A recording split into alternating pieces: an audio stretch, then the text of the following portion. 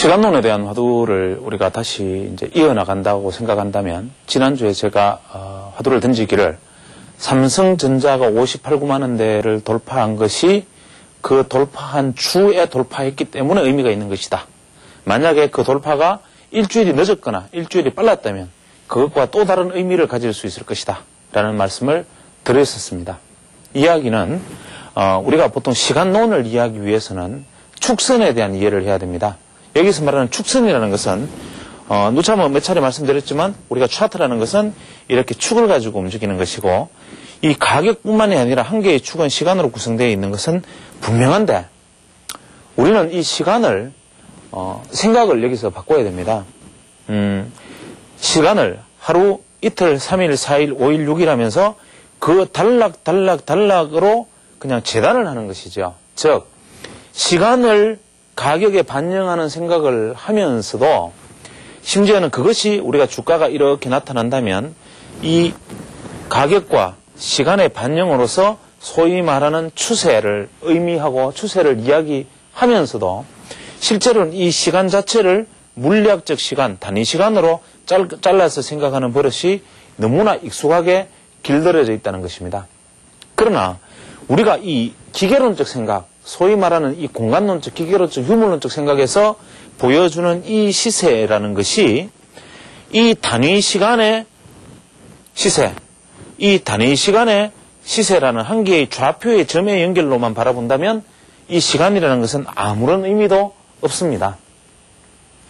그저 현재 보이는 이 시세라는 것은 이 전체에 흘러간 시세의 가치, 이 값이 바로 의미 있는 값이다라는 것입니다.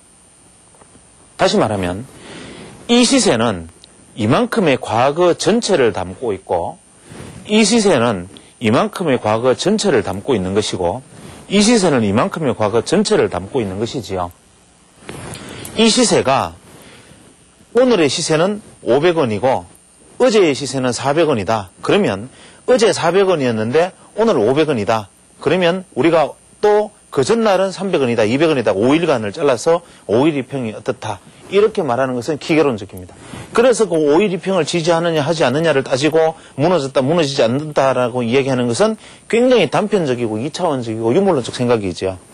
우리가 생각하는 것은 현재로 확장되는 과거, 즉 과거는 한 단위가 아니라 과거부터 있어왔던 전체의 시세의 맥락에 이만큼 확장된 것이고, 또 이만큼 확장된 하나의 새로운 시세다, 이런 관점에서 시장을 보아야 됩니다. 그렇다면 어떤 문제가 생기느냐?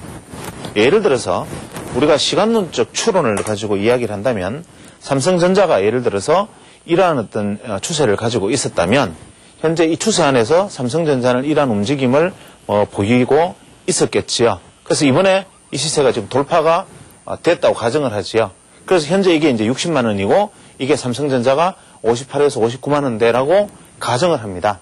그렇다면 현재 우리가 축선 안에서 놓여 있었던 것은 무엇이냐 하면, 앞서 출연자가 얘기했던 것처럼 고점 돌파에서 고점 돌파하는 종목만 나는 매수한다. 소위 말하는 추격 매수를 한다. 여기서 말하는 고점 돌파, 고점 돌파, 고점 돌파, 고점 돌파의 지점에 나는 항상 추격 매수한다라고 말했던 이 출연자의 생각. 즉 추격 매수를 했음에도 불구하고 떨어졌을 때는 손절을 하면 되고, 또 추격 매수해서 떨어지면 여기서는 손절을 할 것이고, 만약에 그 위로 올라간다면 수익을 이만큼 낸다라는 그 출연자의 기본적인 생각들은 이 오늘 방송 출연자의 놀라운 감각과 과거의 실패를 바탕으로 한 예민하고 정말 날카로운 오간이, 감관이 살아있는 감각적인 투자의 결과이죠. 이분의 투자 방식은 추격 매수를 해서 돌파하는 종목을 따라갔을 때 그 돌파가 정말 이렇게 이어지는 돌파일 경우에는 최대 수익을 취하고, 만약에 그 돌파가 실패해서 도로 돌아 들어올 때는 얼른 손절매한다. 어떠한 미련도 없이, 어떠한 갈등도 없이, 과거에 미련을 가졌기 때문에 내가 실패했기 때문에 이제는 어떠한 경우가 있어도 나는 기계적으로 나는 손절매하겠다라는 생각들. 그러나 손절매의 조건으로는 반드시 고점 돌파한 종목이 실패했을 때 고점 돌파의 실패에 대해서 손절매한다라는 이러한 고도의 감각적인 것은 소위 말하는 트레이딩의 승리이지요. 그러나 이 말을 만약에 우리가 시세라는 관점에서 놓고 생각한다면 이러한 추론을 할 수 없겠느냐는 것이지요. 말했듯이 고점 돌파되면 따라가서 그것이 아니면 도망 나온다라는 생각도 중요하지만 고점 돌파 중에 진짜 고점 돌파되어서 시세가 변해버리는 시세와 고점 돌파하는 듯 하지만 그 시세가 변하지 않고 오히려 손절로 갈 수밖에 없는 힘이 빠지는 시세의 차이는 무엇일까? 정말 고점 돌파해서 그 출연자가 그 예민한 감각과 날카로운 어떤 안목으로 수익을 4,000%씩 내어줄 수 있는 그렇게 가는 그 상황을 우리는 짐작할 수 없을까? 그것을 만약에 기계론적으로 잣대를 대어서 이 짝대기질을 해가면서 시세를 평가하려고 들면 그것은 영원히 찾을 수 없는 화두가 됩니다. 만약에 시간론적 관점에서 놓고 생각한다면 이런 것이지요. 삼성전자는 우리가 이러한 어떤 시간의 흐름 속에서 예를 들어서 이러한 차트 축선이 만약에 존재한다면 이만큼의 시간이 흘렀을 때 이만큼의 수익을 보장하는 약속이 되어 있는 시세를 구성하고 있는 것이죠. 또 반면에 이만큼의 시간이 흐르면 또 이만큼의 시세를 보장해주고 이만큼의 시간이 흐르면 이만큼의 시세, 또 이만큼의 시간이 흐르면 이만큼의 시세, 이런 식으로 시세를 보장해주는 시세의 움직임을 보여왔던 것이지요.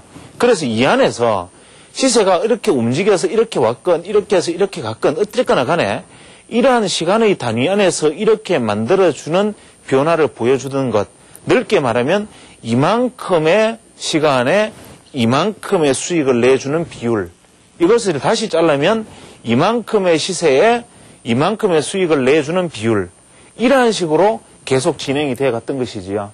그래서 그 안에서 시간의 움직임은 큰 의미가 없는 움직임이나 만약에 삼성전자의 시세가 여기서 약속을 깬다면, 예를 들어서 이만큼 흘러간 시세 안에서 만약에 이만큼의 시세를 만약에 보장을 했다면 이것이 일시적으로 시세 안에서 이 안에서 한 차례 올랐다 떨어지는 변용이냐, 아니면 이러한 약속이 새로 생긴 것이냐. 즉 여기에 대비해서 이제는 혹시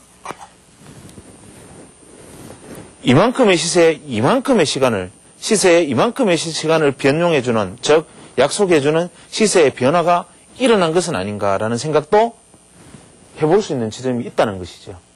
여기서 일시적으로 이렇게 가서 원위치로 돌아가는 모습, 이것은 결국 이 시세와 이 시세가 가는 것인데, 이것이 아니고 이렇게 와서 어떤 식으로든지 더 많은 수익을 내주고 또 올라가 버리는, 즉 추세가 이렇게 가면 이렇게 오는 것이 아니라 이런 식으로 올라가든 이렇게 와서 이렇게 올라가든 시세의 축선이 달라져 버리는 것, 이것은 바로 이 시간에 따른 가격 논리의 약속을 바꾸어 준 것이니까, 쉽게 말하면 그것은 파동의 본질이 달라졌다는 것이죠.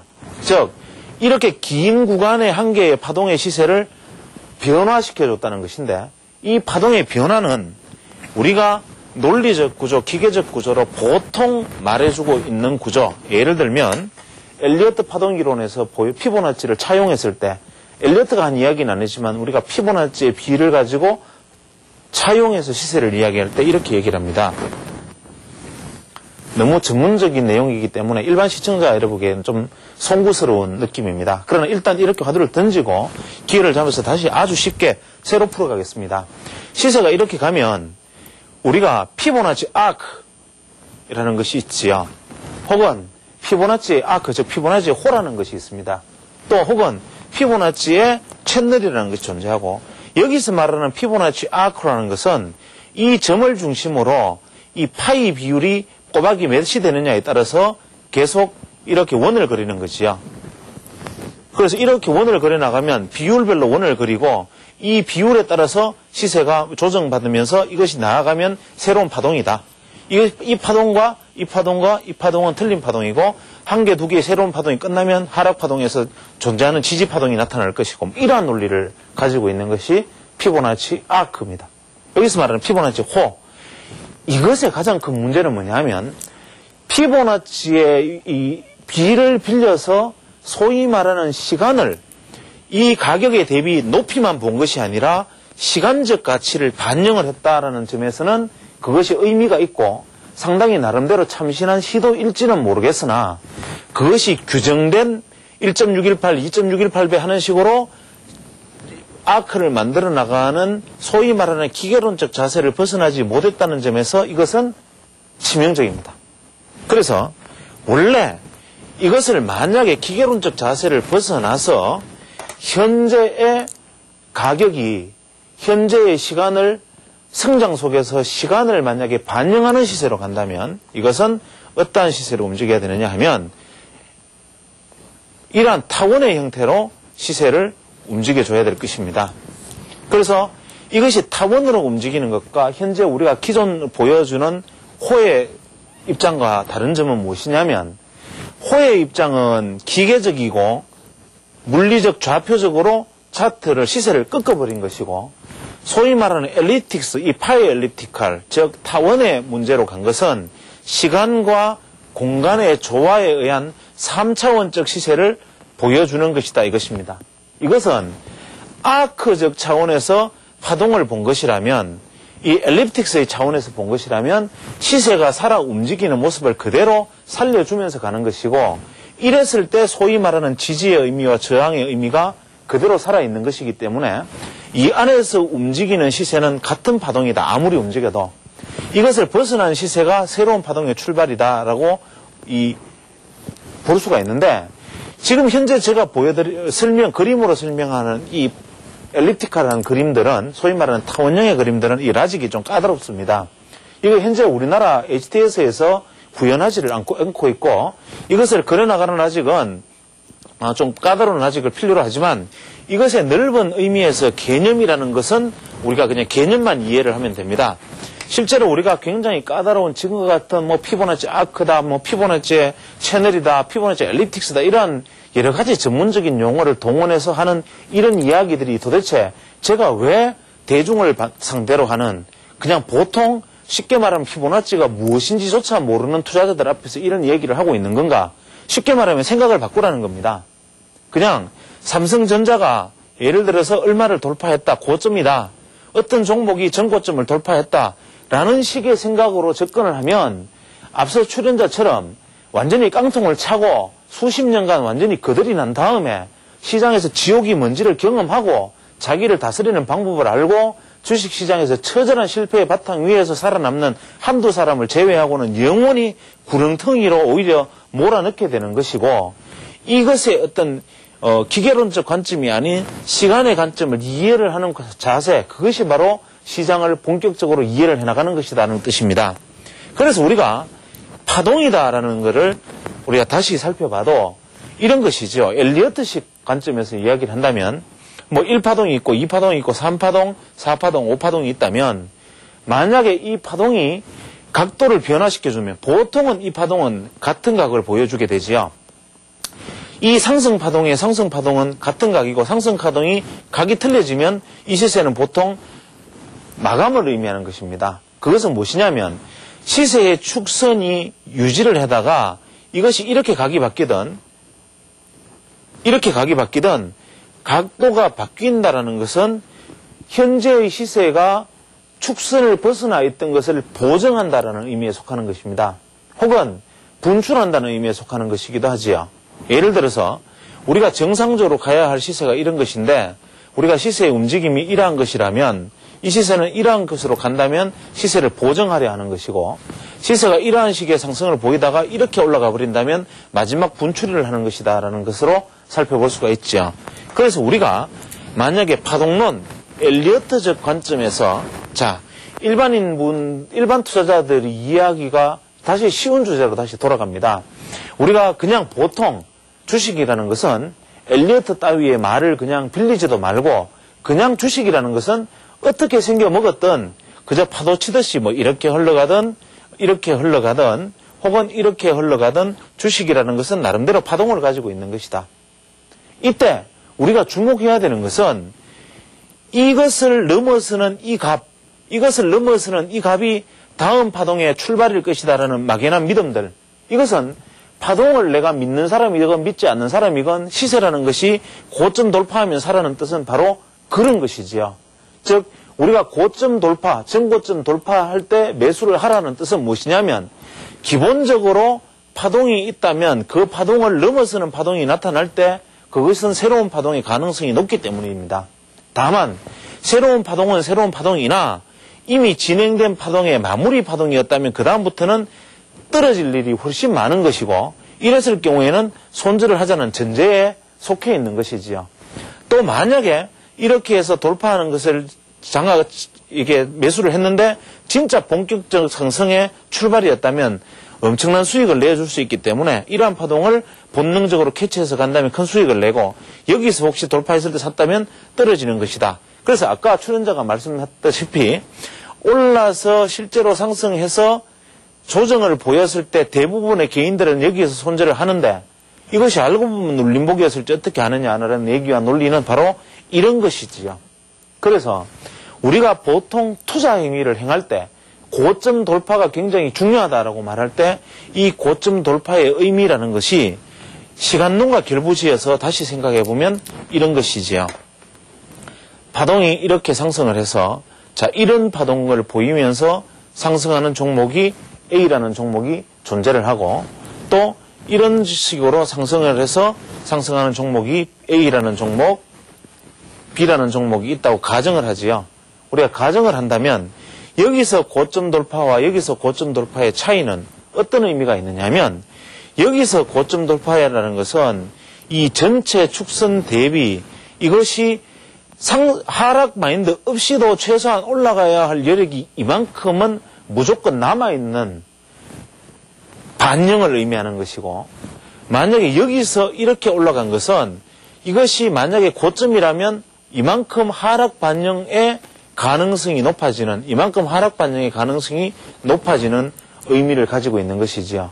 따라서 우리가 시세라는 것이 이만큼 시간을 반영을 해서 고점을 돌파해 가는 시세와 시간의 포함이 부족한 상태로 돌파해 나가는 것의 의미는 대단한 차이가 있는 것이다. 다시 말하면 이렇게 해서 이렇게 나아가는 것은 새로운 파동의 출발일 수도 있지만 기존 어떤 파동의 축선상에서 그냥 그렇게 쭉쭉 흘러가는 흐름일 수 있고 시장이 만약에 이렇게 가서 이렇게 가서 이렇게 가는 것이라면 이까지의 어떤 파동은 완전히 끝내고 새로운 준비 이후에 다시 가는 파동이기 때문에 시장은 전반적으로 엘립티칼 소위 말하는 타원의